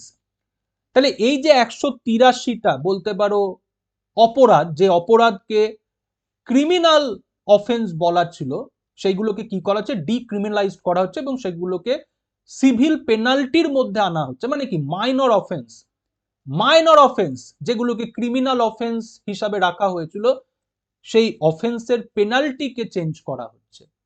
তাহলে এখানে আমরা বলতেই পারি একটা লিগাল রিফর্মস। এবার লিগাল রিফর্মস যদি আমরা বলি অপশনে নেই, তাহলে জন বিশ্বাস বিল একটা হচ্ছে লিগাল রিফর্মস, কিন্তু যদি আমরা বলি লিগাল রিফর্মস নেই, এখানে অ্যান্সারটা হবে হচ্ছে বি। এই বিলের উদ্দেশ্য হচ্ছে মানুষের যে জীবনযাত্রা, মানুষের যে কাজকর্ম, সেটাকে হচ্ছে সহজ করা। একটা অফেন্স, একটা মাইনর অফেন্স, সেই মাইনর অফেন্সের জন্য যদি দেখা যাচ্ছে আমাকে চরম শাস্তি পেতে হয়, তাহলে আমার জীবনযাত্রার ক্ষেত্রে সেটা অসুবিধার কারণ হতে পারে, আমার কাজকর্মের ক্ষেত্রে অসুবিধা হতে পারে। তাহলে ওই মাইনর অফেন্সটাকে আমরা সিভিল পেনাল্টির মধ্যে রাখতে পারি, সেখানে পেনাল্টি আমরা হাই রাখতে পারি। কিন্তু ক্রিমিনাল যদি আমরা পেনাল্টি সেখানে যদি আমরা ইম্পোজ করি, তাহলে সেই ক্ষেত্রে জীবনযাত্রার ক্ষেত্রে বা আমাদের কাজকর্মের ক্ষেত্রে কি হতে পারে, অসুবিধার কারণ হতে পারে। মানুষকে বলতে পারো লিগাল যে জায়গা, সেই জায়গা থেকে হচ্ছে রিলিফ দেওয়া। এটাই হচ্ছে এই আইনের বলতে পারো উদ্দেশ্য। মানুষ খারাপ কাজ করেছে, তাকে শাস্তি দেওয়া হবে, কিন্তু সেই শাস্তির যে পরিমাণ বা যে লোডটা, সেটাকে কি করা, রিডিউস করা। ক্রিমিনাল পেনাল্টি থেকে হচ্ছে সিভিল পেনাল্টি, ক্রিমিনাল অফেন্স থেকে হচ্ছে civil penalty, that is the objective. তো এখানে আমরা বলবো এসে অফ ডুইং বিজনেস, মানুষের জীবন, মানুষের কাজকর্মকে হচ্ছে সহজতর করা। ঠিক আছে, চলে আসি পরবর্তী প্রশ্ন। তাহলে বুঝতে পারলে তো কেন আমি বলছি গভর্নেন্স, এটাই হচ্ছে গভর্নেন্স। ওকে, এটাই হচ্ছে গভর্নেন্স সাবজেক্ট। আচ্ছা, ভারতবর্ষ রিসেন্টলি বলতে গেলে 2022 কোন দেশের সাথে Bharatvarsha economic cooperation and trade agreement sign করছে? অস্ট্রেলিয়া। এই এগ্রিমেন্টের উদ্দেশ্য হচ্ছে বলতে পারো অস্ট্রেলিয়া এবং ভারতবর্ষের মধ্যে যে বাণিজ্য, সেই বাণিজ্যিক সম্পর্ককে হচ্ছে সহজতর করা। Bharatvarsha 5th largest economy, Australia হচ্ছে 15th লার্জেস্ট ইকোনমি, কিন্তু এক্সপোর্ট ইম্পোর্টের ক্ষেত্রে দুটো দেশই কিন্তু একে অপরের উপর হাইলি ডিপেন্ডেন্ট। এবং এই যে ইসিটিএ এগ্রিমেন্ট, তার ফলে দেখা যাচ্ছে অস্ট্রেলিয়াতে যে সমস্ত ভারতীয় ছাত্ররা পড়াশোনা করছে, পড়াশোনার পর যাতে তারা সেখানে নিজেদের কাজ খুঁজে পেতে পারে, তো তারও কিন্তু একটা বেনিফিট এই এগ্রিমেন্টে কিন্তু রয়েছে। তো বলতে পারো একটা খুবই গুরুত্বপূর্ণ এগ্রিমেন্ট অস্ট্রেলিয়ার সাথে ভারতবর্ষের, যেটা তোমার 2022 সালে হচ্ছে economic cooperation and trade agreement. Okay, চলে আসি পরবর্তী প্রশ্ন। কি বলছে? NITI Aayog has released north eastern region district SDG index with the support from, এখানে অ্যান্সারটা হবে UNDP, United Nation development program. কিন্তু এই ব্যাপারটা কি? ঠিক আছে, north eastern region district SDG index, এই ব্যাপারটা কি? দেখো, আমি সবসময় বলি, যেটা আমি মনে করি, আমার চিন্তা ভাবনার সাথে সবারই চিন্তা ভাবনা যে এক হবে তা কিন্তু নয়। বলতে পারো আমার চিন্তা ভাবনা একটুখানি ওই ওই বলতে পারো ওই সিন্ধু সভ্যতার মতো, বৈদিক যুগের মতো। কিন্তু আমি যে কথাগুলো বলি মনে হয় না যে সেগুলো তোমাদের ক্ষেত্রে খুব একটা খারাপ। একটা জিনিস ভাবো তো দেখি, আমরা যেভাবে পড়াশোনা করে এসেছি, আমরা যেভাবে মাধ্যমিক পরীক্ষা পাশ করেছি, যেভাবে এইচএস বা যেভাবে গ্র্যাজুয়েশন মাস্টার ডিগ্রি, হ্যাঁ এখন অবশ্য এমসিকিউ এসছে, 2 নম্বরের প্রশ্নের জায়গা এসছে, আমাদের সময় তো এসব ছিল না। কিন্তু আজকে যারা তোমরা এই এমসিকিউ বা শর্ট নোট যাই হোক না কেন, এই সিস্টেমে যারা রয়েছে, তাও তো 10-15 নম্বরের একটা ডেসক্রিপটিভ লিখতে হয়। 10-15 নম্বরের তো মনে হয় একটা কোশ্চেন থাকে যেখানে তোমাদেরকে লিখতে হয়। তাহলে মোটামুটি 10 নম্বর বা 15 নম্বরের একটা প্রশ্নের উত্তর লেখার ক্ষেত্রে যদি আমি বলি, 2 পাতা 3 পাতার একটা নোট তো মুখস্থ করতে হয়, 1 পাতাও করতে হয়। তাহলে এই যে যখন আমি দেখা যাচ্ছে 1 পাতা যখন আমি নোট একটা মুখস্থ করছি, আমি হুবহু কি সেই নোট লিখতে পারি? কিছু জনের অবশ্যই মুখস্থ ক্ষমতা দুর্দান্ত থাকে, কমা পর্যন্ত মুখস্থ করে নেয়, কিন্তু সবাই তো সেই ক্যাপাসিটি নিয়ে জন্মগ্রহণ করেনি, এক্সেপশনাল থাকে সেরকম। তো দেখা যায় কি, দেখা যাচ্ছে 2 পাতা নোট মুখস্থ করলাম, লেখার সময় সেটা 1.5 পাতা হলো, তাই না? তাহলে কারেন্ট অ্যাফেয়ার্স যখন আমরা পড়ছি, আমি যদি একটা সিঙ্গেল লাইন কারেন্ট অ্যাফেয়ার্স পড়ি, তার মানে কি একটা লাইন তুমি পড়লে, সেই একটা লাইন তো যে কোনো সময় তোমার মাথা থেকে বেরিয়ে যেতে পারে। তাহলে 2টো লাইন পড়ো, অন্ততপক্ষে একটা লাইন যদি বেরিয়ে যায় আর একটা লাইন থাকবে। আর যেটা থাকলো, সেটা থাকার কারণে যেটা ভুলে গিয়েছিলে সেটাও মনে করতে পারবে। তাহলে যখন পড়ছো কারেন্ট অ্যাফেয়ার্স, একটু ডিটেলসে পড়ো না, একটু সাবজেক্টের সাথে রিলেট করে পড়ো না কেন? সবকিছুর শর্টকাট খুঁজতে যেও না। News paper reading, book reading এর শর্টকাট বলে কিছু হয় না, হার্ড ওয়ার্কের শর্টকাট বলে কিছু হয় না। তুমি যদি ভাবো যে নিউজ পেপারটাও কেউ তোমাকে দিনে সামারি করে তোমাকে পাঠিয়ে দেবে আর তুমি সেটা মুখস্থ করে নিয়ে ভাববে যে তুমি খুব ভালো কাজ করছো, আমার মনে হয় তুমি খারাপ কাজ করছো। কিছু কিছু কাজ নিজেকে করতে হবে।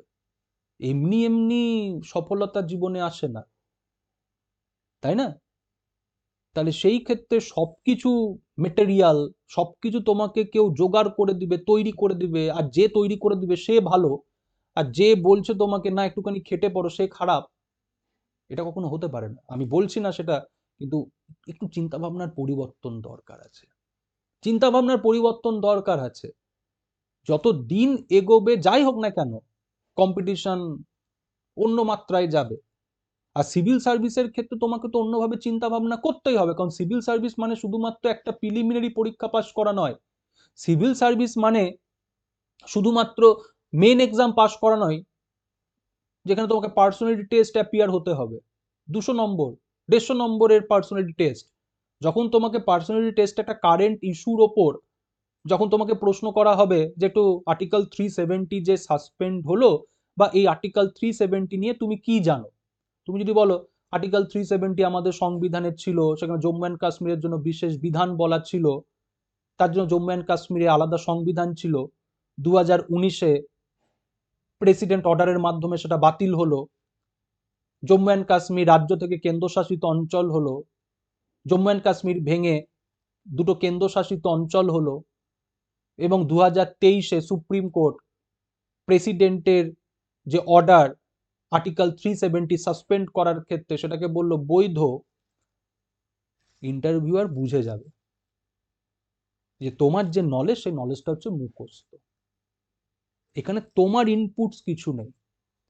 তাহলে যিনি ইন্টারভিউ নিচ্ছেন তাকে তো প্রমাণ করতে হবে যে তুমি ওই যে 10 জন এসছে ইন্টারভিউ দিতে, তার থেকে তোমার চিন্তা ভাবনা, তোমার দৃষ্টিভঙ্গি আলাদা। তাহলে তার জন্য তোমাকে পড়তে হবে, তার জন্য তোমাকে যেটা পড়লে সেটা নিয়ে তোমাকে ভাবতে হবে। আর তুমি যদি ভাবো যে না ওই one liner current affairs, one liner পড়েই সবকিছু তুমি পার করে দেবে, হ্যাঁ অবশ্যই হয়ে যেতে পারে, বাট কোথাও গিয়ে একটা গিয়ে আটকিয়ে যাওয়ার কি থাকে, সম্ভাবনা থাকে। তাই একটুখানি বলবো যে কারেন্ট অ্যাফেয়ার্স বা যাই বলো না কেন, ওই এমসিকিউ আর ওয়ান লাইনার থেকে বেরিয়ে আসো, বেরিয়ে আসো। সব পরীক্ষা এমসিকিউ বা সিঙ্গেল ওই ওয়ান লাইনার দিয়ে পাশ করা যায় না, অসম্ভব। এই বাস্তবতাকে মেনে নিতে হবে। ঠিক আছে, চলো। তো north eastern region district SDG index, এই ব্যাপারটা কি? তো চলো এই ব্যাপারটা একটু আলোচনা করি। অ্যান্সারটা তো আমরা দেখে নিলাম ইউএনডিপি। তো অ্যান্সারটা জানাটা আমাদের কাছে গুরুত্বপূর্ণ নয়, গুরুত্বপূর্ণ এই ব্যাপারটা কি। North Eastern Region SDG Index offer insight into social, economic and environmental status of the region and the district in their march towards achieving the SDG. North ইস্টের আমাদের যে 8টা স্টেট, সেই 8টা স্টেটের যে ডেভেলপমেন্ট, ডিস্ট্রিক্টগুলোর যে সোশিও ইকোনমিক যে development, সেই ডেভেলপমেন্টকে কি করা হচ্ছে, এখানে রিভিউ করা হচ্ছে, দেখা হচ্ছে যে কোন ডিস্ট্রিক্ট ভালো, কোন ডিস্ট্রিক্ট খারাপ। আর এসডিজি মানে হচ্ছে সাস্টেনেবল ডেভেলপমেন্ট গোল। এই প্রজেক্টটা বলতে পারো ইন্টারন্যাশনাল একটা প্রজেক্ট, গ্লোবাল একটা প্রজেক্ট, যেটা কি বলছে দ্য মিনিস্ট্রি অ্যান্ড MODONR, এটা হচ্ছে ministry of development north east region. ঠিক আছে, এটা একটা ministry, ministry of development of north eastern region have collaborated with United Nations Development Program UNDP to develop North Eastern Region District SDG Index and dashboard that will aid the state government of 8 northeastern states to monitoring the progress of their district. তো এটা কিন্তু একটা international বলতে পারো project, global achievement. 2030-এ কি বলছে, এই sustainable development goal. তার ফলে ভারতবর্ষ কি করেছে, বিভিন্ন মেজার্স এখানে নিয়েছে। যেরকম দেখা যাচ্ছে কি তোমার, যেরকম এই যে north eastern region SDG index and dashboard, সেরকম একটা হোল ইন্ডিয়া বেসিসে রয়েছে। হোল ইন্ডিয়া বেসিসেও একটা কি রয়েছে, তোমার এসডিজি ইন্ডেক্স অ্যান্ড ড্যাশবোর্ড রয়েছে। তাহলে এর উদ্দেশ্য হচ্ছে কি, যে ন্যাশনাল এবং সাবন্যাশনাল লেভেলে বলতে পারো যে ডেভেলপমেন্ট, সাস্টেনেবল ডেভেলপমেন্ট, যেখানে কি নেওয়া হয়েছে, এজেন্ডা নেওয়া হয়েছে 2030, যে 2030-এর মধ্যে একটা গ্লোবাল কি হবে, অ্যাচিভমেন্ট, গ্লোবাল একটা ডেভেলপমেন্ট। তো এখানে দেখা যাচ্ছে এই যে north eastern region SDG index and dashboard, যেটা ministry of development of north east region, যেটা ইউএনডিপির সাথে কি করছে, কোলাবোরেটলি যেটাকে মেনটেন করছে, টেকনিক্যাল বলতে পারো সাপোর্ট এখানে ডিপার্টমেন্টকে দিচ্ছে ইউএনডিপি। ঠিক আছে, যে নর্থ ইস্টের যে 8টা স্টেট, সেই 8টা স্টেটের যে ডিস্ট্রিক্ট, সেই ডিস্ট্রিক্ট গুলোর সোশিও ইকোনমিক ডেভেলপমেন্ট। ঠিক আছে, তো এটা কিন্তু আমাদের মনে রাখতে হবে। যদি আমরা এটা না জানি যে north eastern region district SDG ব্যাপারটা কি, আর এখান থেকে যদি আমাকে ইন্টারভিউতে যদি প্রশ্ন করে, তাহলে আমাকে তো উত্তর দিতে হবে, অন্ততপক্ষে এই দুটো লাইন তো আমাকে বলতে হবে। যে তোমাকে যদি জিজ্ঞাসা করে যে এই north eastern sustainable development goal index এই ব্যাপারটা কি, বা যদি এটাই যদি জিজ্ঞাসা করে যে এসডিজি এই ব্যাপারটা কি, সাস্টেনেবল ডেভেলপমেন্ট গোল, তো অন্ততপক্ষে দুটো শব্দ তো আমাকে এখানে ব্যবহার করতে হবে যে এসডিজি ব্যাপারটা কি, তাই না? চলো নেক্সট এবার চলে আসি। NEAT 3.0 is a platform associated with which union ministry of India? তো এটা অ্যান্সারটা হবে মিনিস্ট্রি অফ এডুকেশন। কিন্তু এই বিষয়টা কি, এটা অবশ্যই মিনিস্ট্রি অফ এডুকেশনের সাথে জড়িত, associated with ministry of education. তো এই ব্যাপারটা কি NEAT 3.0? তো চলো এই ব্যাপারটা একটুখানি আমরা বুঝে নিই।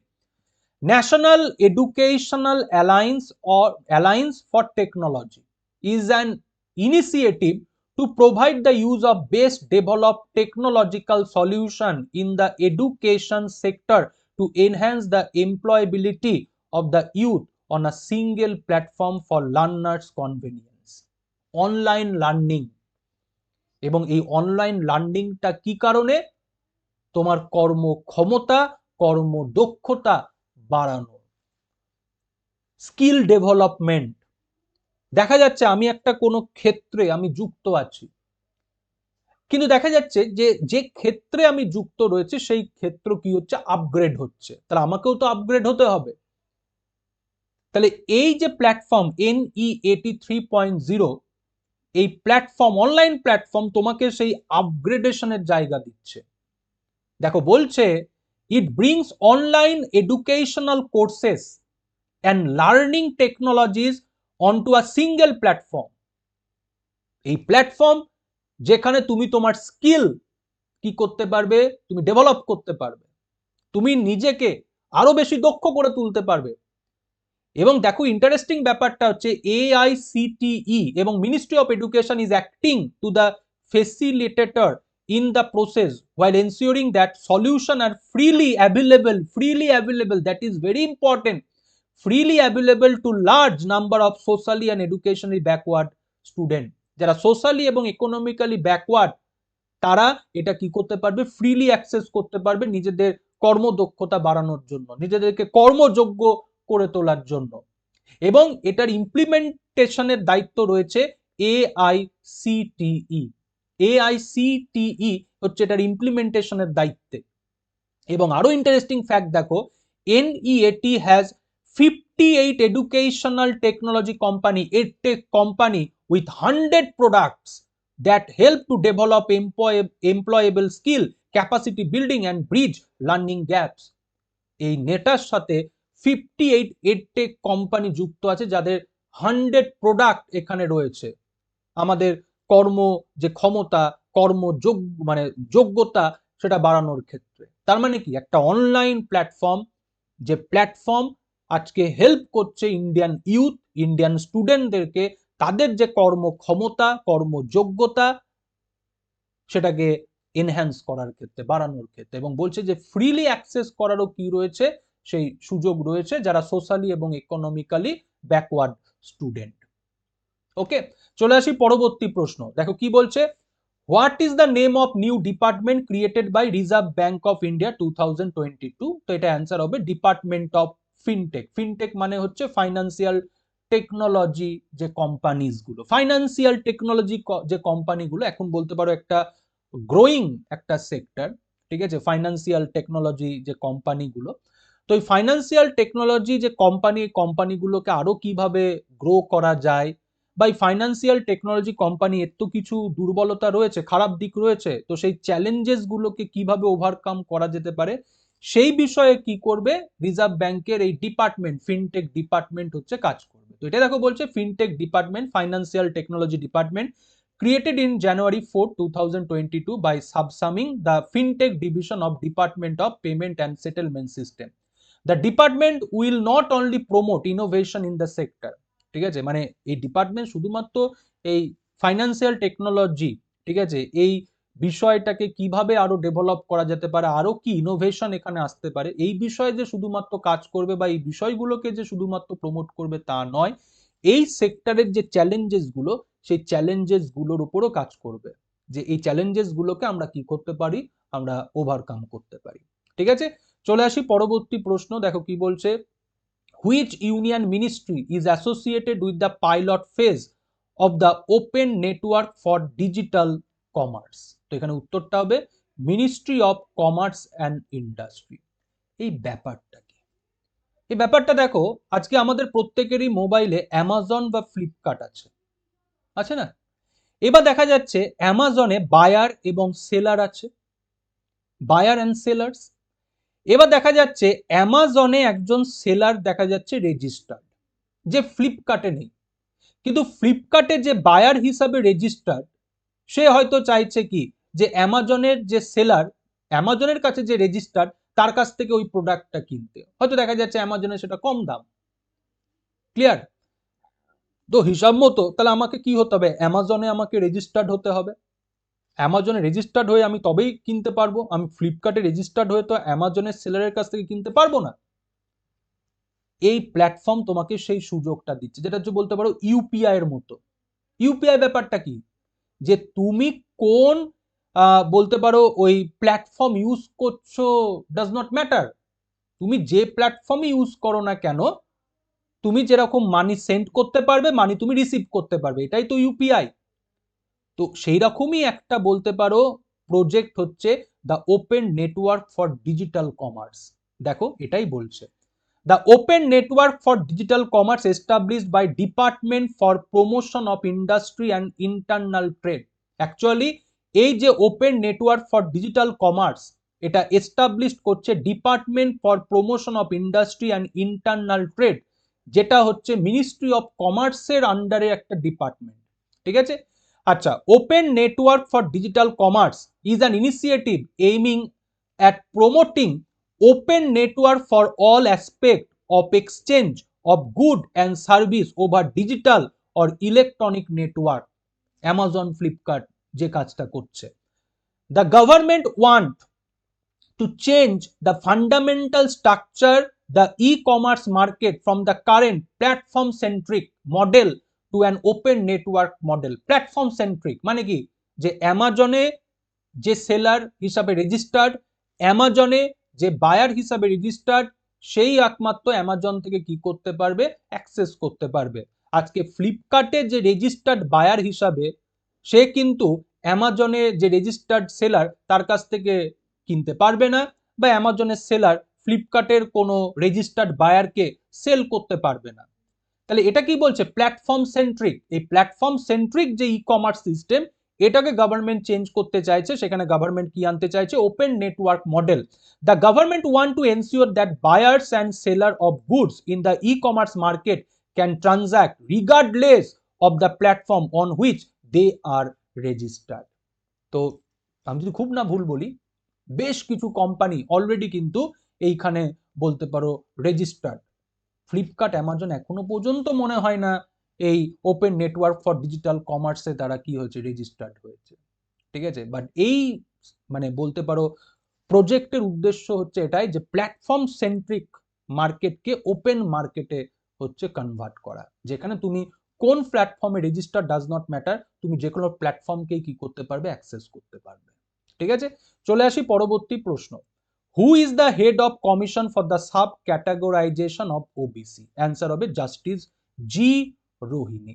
তাহলে এবার বলে, এই যে এতক্ষণ ধরে আমি আলোচনা করছি যে বিষয়গুলো, তাহলে শুধুমাত্র এইটুকুনটা অ্যান্সার জেনে কখনো মনে হবে নিজেকে কমপ্লিট? তাহলে এই যে সাব ক্যাটাগরাইজেশন অফ ওবিসি, এই ব্যাপারটা তো আমাকে একটু হলেও জানা দরকার, দুটো লাইন তো আমার জানা দরকার, যাতে অন্তত পক্ষে এই জি রোহিণী যিনি হচ্ছেন এই কমিশনের হেড, যাতে এটা আমার মনে থাকে। তো এই ব্যাপারটা কি, ব্যাপারটা দেখো আমরা প্রত্যেকেই জানি যে ওবিসিদের জন্য কি রয়েছে, 27% রিজার্ভেশন জবস অ্যান্ড এডুকেশন সেক্টরে। কিন্তু দেখা যাচ্ছে যে এই রিজার্ভেশনের 97% দেখা যাচ্ছে ফেসিলিটি অ্যাক্সেস করছে 27% ওবিসি কমিউনিটি।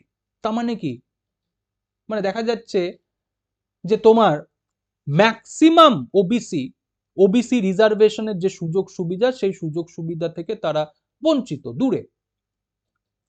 তো ব্যাপারটা কি, ব্যাপারটা ভালো করে বুঝো। দেখো বলছে,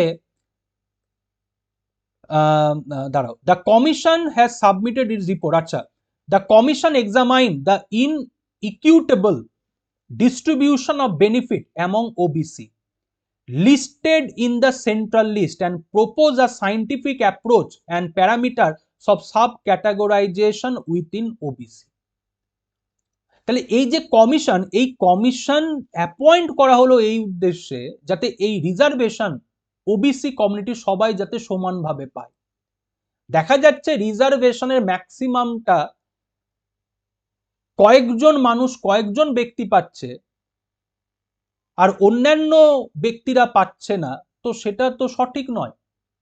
তো দেখা যাচ্ছে এরকম 983, মানে হাজারের কাছাকাছি দেখা যাচ্ছে এরকম কমিউনিটি যারা এই রিজার্ভেশনের সুযোগ নিতেই পারেনি, না জব না এডুকেশন সেক্টরে, হাজারের কাছাকাছি এরকম কমিউনিটি। তার জন্যই সরকার কি করলো, যে এই 27%-এর আবার কি হবে ক্যাটাগরি, এই 27%-এর ক্যাটাগরি যারা ঐতিহাসিকভাবে পিছিয়ে, ওবিসির মধ্যে ঐতিহাসিকভাবে যারা এখনো পিছিয়ে রয়েছে, তাদেরকে আইডেন্টিফাই করা, তাদের কাছে এই 20% রিজার্ভেশনসটাকে পৌঁছে দেওয়া। তার জন্য আমাদের সংবিধানের আর্টিকেল 340 অনুযায়ী 2017 সালে কি হলো, এই কমিশন হচ্ছে গঠন হলো। যেভাবে কাকা কালেলকার কমিশন গঠন হয়েছে, যেভাবে বিবি মন্ডল কমিশন গঠন হয়েছে, সেইভাবে রোহিণী কমিশন কি হলো, গঠিত হলো 2017 সালে।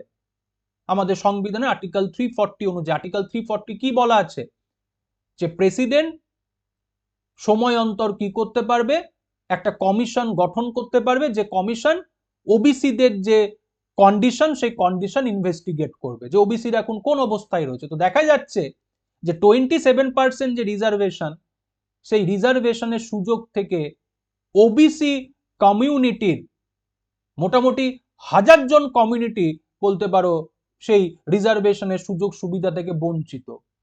তার জন্যই এই কমিশন অ্যাপয়েন্ট করা হলো, এবং এই কমিশনের উপর দায়িত্ব দেওয়া হলো যে 27% রিজার্ভেশনের কি করতে হবে, ক্যাটাগরি তৈরি করতে হবে, সাব ক্যাটাগরি, যে যারা দেখা যাচ্ছে ঐতিহাসিকভাবে যারা পিছিয়ে রয়েছে, এখনো পর্যন্ত এই 20% রিজার্ভেশনের সুযোগ যারা নিতে পারেনি, তাদের কাছে হচ্ছে এই সুযোগটাকে পৌঁছে দেওয়া, ইকুইটেবল ডিস্ট্রিবিউশন। তো এটাই দেখো বলছে, the commission examine the inequitable distribution of benefit among OBC. Inequitable একটা ডিস্ট্রিবিউশন, 27% রিজার্ভেশনের 97% দেখা যাচ্ছে এই কমিউনিটির 25% মানে কি বলবো, মানে অ্যাক্সেস করছে, মানে 97% বলতে পারো অ্যাক্সেস করছে, অনলি 25%, তাহলে রেস্ট মানে আর 75% মানে বলতে পারো 3% 4%, আর সেই ওই বলতে পারো 75% হচ্ছে কি, মানে হচ্ছে ওই 1000টা কমিউনিটি।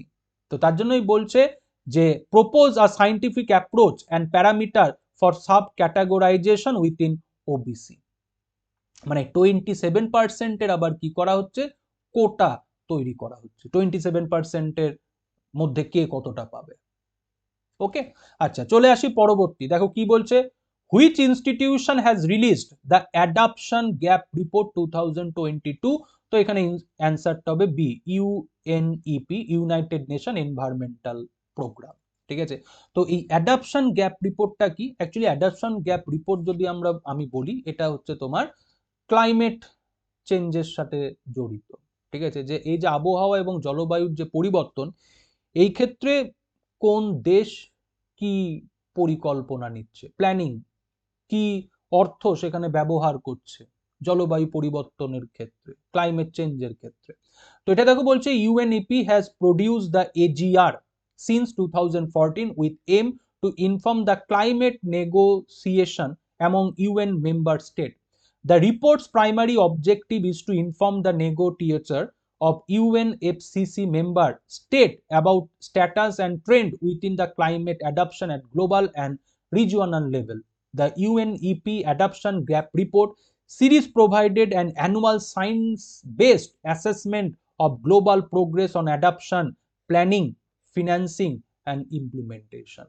মানে এই যে রিপোর্ট, এই রিপোর্টের পারপাস হচ্ছে এটাই যে ইউএনের যে মেম্বার স্টেটগুলো, এই মেম্বার স্টেটগুলো ক্লাইমেট চেঞ্জের ক্ষেত্রে কি পদক্ষেপ নিচ্ছে, ঠিক আছে, তারা প্ল্যানিং এর ক্ষেত্রে কি করেছে, কি ফিনান্স সেখানে তারা অ্যাপ্লাই করেছে, ব্যবহার করেছে এবং ইমপ্লিমেন্টেশন, এবং তারা একটা সায়েন্টিফিক কি করছে বছর মানে একটা অ্যাসেসমেন্ট তারা করছে, এবং সেই ক্ষেত্রে সেই অ্যাসেসমেন্টের পরিপ্রেক্ষিতে বিভিন্ন দেশ যারা পলিসি মেকার, ডিসিশন মেকার, তারা কি করছে, ডিসিশন নিচ্ছে যে অমুক দেশ অমুক স্টেপ নিয়েছে, তাহলে আমিও ওই স্টেপটা নিতে পারি, সায়েন্টিফিক অ্যাসেসমেন্ট।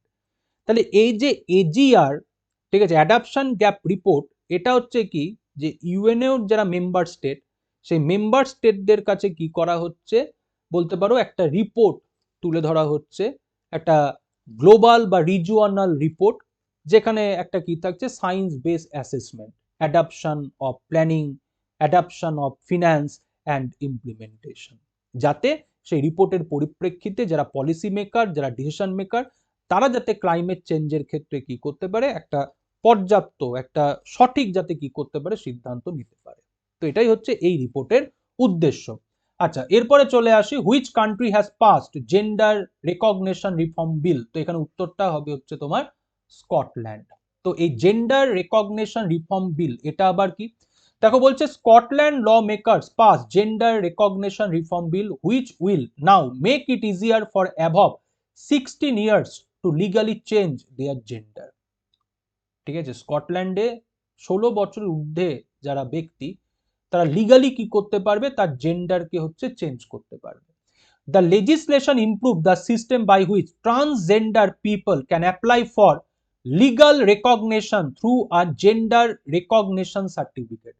ট্রান্সজেন্ডার যারা কি করতে পারবে, জেন্ডার রেকগনিশন সার্টিফিকেট যারা হচ্ছে অ্যাক্সেস করতে পারবে, তার জন্য অ্যাপ্লাই করতে পারবে। Trans people age 16 and older applying for GRC, ঠিক আছে, জিআরসি মানে হচ্ছে gender recognition certificate, will be required to make a legally binding declaration that they are already living in their acquired gender and intend to do so permanently. তাহলে এই যে gender recognition certificate, যেখানে একটা trans people কি করছে, তার জেন্ডারকে declare করছে এবং সে সেখানে ঘোষণা করছে যে সে তার যে জেন্ডার, সেই জেন্ডার সে কি করবে, কন্টিনিউ করবে। তাহলে এই যে জেন্ডার রেকগনিশন বিল, রিফর্ম বিল, এই রিফর্ম বিলে স্কটল্যান্ডের 16 বছর বা তার ঊর্ধ্বের যারা জনগণ, তাদেরকে এই অধিকার, এই সুযোগ দেওয়া হচ্ছে যে তারা তাদের যে জেন্ডার, সেই জেন্ডারকে লিগালি কি করতে পারে, চেঞ্জ করতে পারবে এবং সেটাকে তারা প্রকাশ করতে পারবে। ঠিক আছে, তাহলে জেন্ডার রেকগনিশন রিফর্মস বিল, যেটা পাসড হচ্ছে স্কটল্যান্ড পার্লামেন্টে। ঠিক আছে, এরপরে চলে আসি পরবর্তী এবং লাস্ট যে বলতে পারো প্রশ্নটা, সেটা হচ্ছে ভারতবর্ষের কোন প্রতিবেশী রাষ্ট্র প্রথম সিটিজেনশিপ অ্যামেন্ডমেন্ট বিল পাস করছে, এটা হচ্ছে নেপাল। খুব বেশি ডিটেলস এখান থেকে আমি কিছু পাইনি, তো তার জন্যই ডিটেলস আমি দিতে পারলাম না। যদি কখনো ডিটেলস পাই এই সিটিজেনশিপ অ্যামেন্ডমেন্ট বিল ক্ষেত্রে নেপালের, তো অবশ্যই আমি সেটা তোমাদের সাথে শেয়ার করব। তাহলে এই যে কারেন্ট অ্যাফেয়ার্স যেগুলো আমি তোমাদের সাথে আলোচনা করলাম, তোমরা বলবে স্যার এটা তো আমরা কারেন্ট অ্যাফেয়ার্স হিসাবেই ভাবি। অবশ্যই ভাবো, কারেন্ট অ্যাফেয়ার্সকে তো কারেন্ট অ্যাফেয়ার্স হিসাবেই ভাবতে হবে, কিন্তু কারেন্ট অ্যাফেয়ার্স যে ঘটনাটা, সেই ঘটনাটা কোনো না কোনো একটা কোর সাবজেক্টের সাথে কি থাকে, রিলেট থাকে, সেটা পলিটি বলো, জিওগ্রাফি বলো, সায়েন্স বলো, বায়োলজি বলো, হোয়াট এভার। তাহলে একটু যদি আমরা ওই সাবজেক্ট ওরিয়েন্টেড করে যদি আমরা কারেন্ট অ্যাফেয়ার্স গুলোকে পড়তে পারি না, তাহলে খুব সহজভাবে এবং খুব ভালোভাবে আমরা কারেন্ট অ্যাফেয়ার্সকে কভার করতে পারবো। কিন্তু হ্যাঁ, এইভাবে কারেন্ট অ্যাফেয়ার্স পড়ার ক্ষেত্রে তোমাকে কিন্তু অবশ্যই সময় দিতে হবে, একটু সময় দিয়ে। কিন্তু এই সময় দেওয়াটা কি, জাস্ট নিউজ পেপারটা পড়া। যখন তুমি এরকম একটা কোনো কিছু দেখতে পাচ্ছ যে স্কটল্যান্ডের পার্লামেন্টে এই জেন্ডার রেকগনিশন বিল, রিফর্ম বিল পাস হচ্ছে, শুধুমাত্র এইটুকুনটা জানার মধ্যে নিজেকে সীমাবদ্ধ রেখো না, একটুখানি জানার চেষ্টা করো যে ব্যাপারটা কি, এই জেন্ডার রেকগনিশন রিফর্ম বিল এটা ব্যাপারটা কি, এইটুকুনটা একটুখানি জানার চেষ্টা করো। এইটুকুনটা যদি জানতে পারো তো সেটাও কিন্তু যথেষ্ট। আমাদের ডাব্লিউবিসিএস এর জন্য যে এর থেকে অনেক বেশি কিছু আমাদের জানতে হবে তা কিন্তু নয়, কিন্তু এইটুকুনটা আমার জানার অবশ্যই দরকার আছে, প্রয়োজন আছে। এইটুকুনটাকে আমরা ইগনোর করতে পারি না, তাই না? ওকে, তো চলো সবাই ভালো থাকো, সুস্থ থাকো, দেখা হবে পরবর্তী ক্লাসে। আর অবশ্যই এই ক্লাস কেমন লাগলো অবশ্যই জানিও। যা কথাগুলো বললাম সেগুলো অবশ্যই তোমাদের ভবিষ্যৎ, তোমাদের কেরিয়ারের চিন্তা করে। আর আমার মনে হয় যে তোমরা তোমাদের ভবিষ্যৎ বা কেরিয়ার নিয়ে সব থেকে বেশি সচেতন। তাই আমার কথাগুলো যদি মনে হয় জীবনে দরকার আছে, গ্রহণ করো। যদি মনে হয় যে প্রয়োজন নেই, তো অবশ্যই সেই অধিকার রয়েছে যে সেটাকে রিফিউজ করা। তো কোনটাকে তুমি তোমার জীবনে গ্রহণ করবে আর কোনটাকে তুমি রিফিউজ করবে, এই স্বাধীনতা তোমাদের সম্পূর্ণ আছে। কিন্তু যেভাবেই হোক, আমার কথা শুনে হোক বা আমার কথা না শুনে হোক, জীবনে প্রতিষ্ঠিত হওয়াটা কিন্তু দরকার আছে। তাহলে প্রতিষ্ঠিত হওয়ার জন্য তোমার যেটা করা দরকার, তুমি যেটা ভাবছো যে যেটা করলে তোমার ভালো হবে, অবশ্যই সেটা তুমি করো। কিন্তু দেখো তুমি যেটা করছো, তুমি যেটা ভাবছো সেটা ঠিক কিনা। তো ভালো থাকো, সুস্থ থাকো, দেখা হবে পরবর্তী ক্লাসে।